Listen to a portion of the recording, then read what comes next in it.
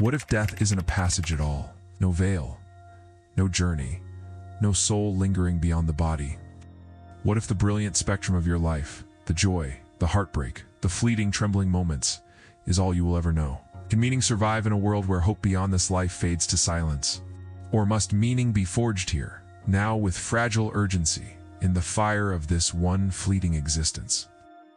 From the dawn of thought, humans have spun stories to soften the terror of death.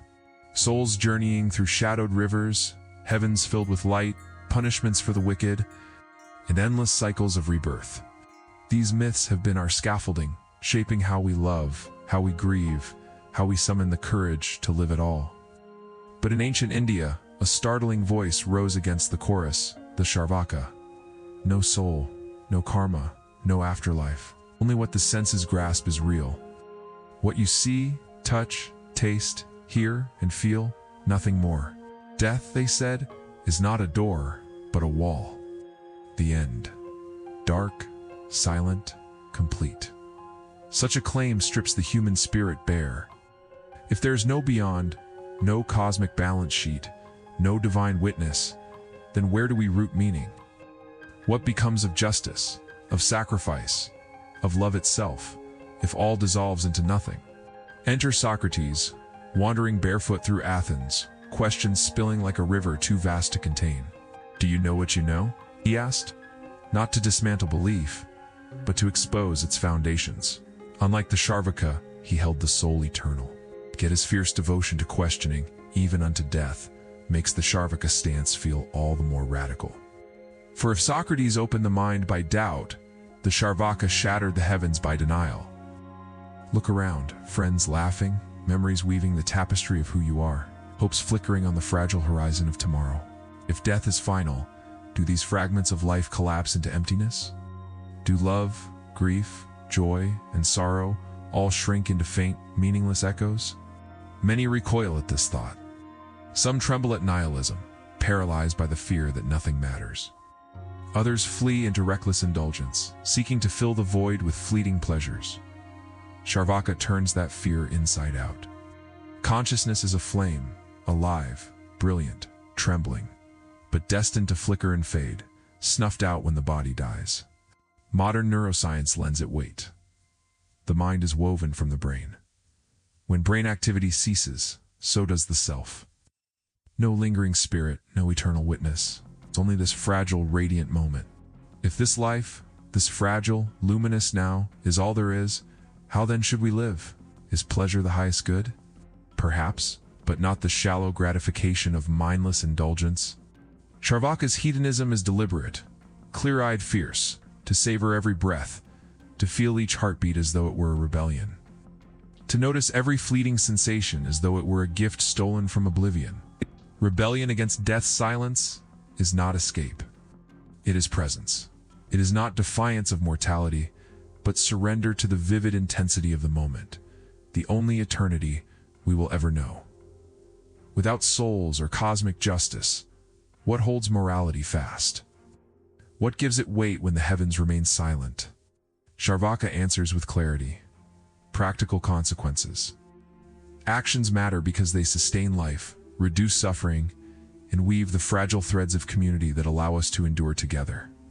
Ethics are not decreed from above. They arise from the touch of one life upon another, from the ripples of care that spread outward into the world. Centuries later, Nietzsche would echo this insight.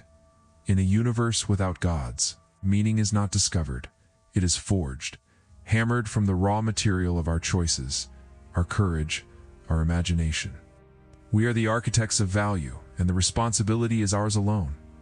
Socrates presses the question further. Are our moral codes divine truths etched in some cosmic ledger, or human inventions born from empathy?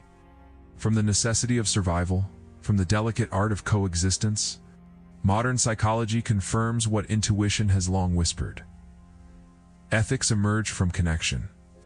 From the subtle interplay of cooperation and understanding, from the shared experience of being human in a world that can be both cruel and beautiful.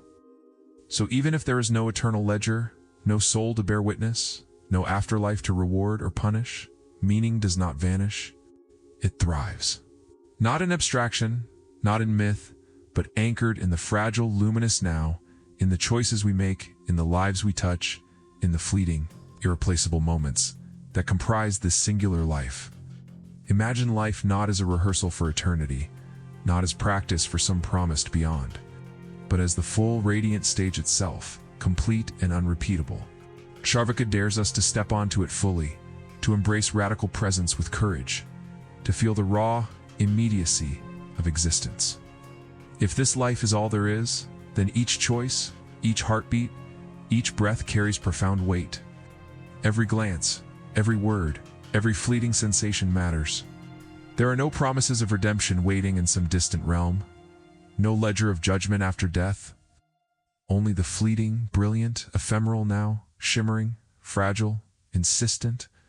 In this stark clarity lies a strange and liberating freedom. Freedom from illusions, freedom from fear, freedom from the false comforts we cling to. Freedom from the stories we tell ourselves to soften the ache of mortality. The call is unmistakable. Live fully, live awake, live ethically, live with fierce awareness, with tenderness, with uncompromising compassion.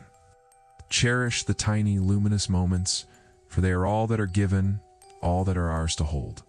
Because these moments, fragile, fleeting, irreplaceable, compose the entirety of life itself. To live them consciously is to stand unshaken before the silence of the void and declare, I am here, I am alive. From Socrates' agora to Charvaka's forests to modern neuroscience labs, one question echoes, is there life after death? Charvaka's radical no-soul answer forces confrontation without comfort. And within this confrontation lies power. The power to live deeply, awake to now. So knowing this life may be your only chance, how will you choose to live it? Pause, reflect. Let the urgency of this one fragile life guide you. Perhaps it is not the promise of eternity, but this intimate, urgent question that gives life its deepest meaning. For more journeys into timeless questions and ancient wisdom, subscribe to Philowhisp, where classic minds meet modern mysteries.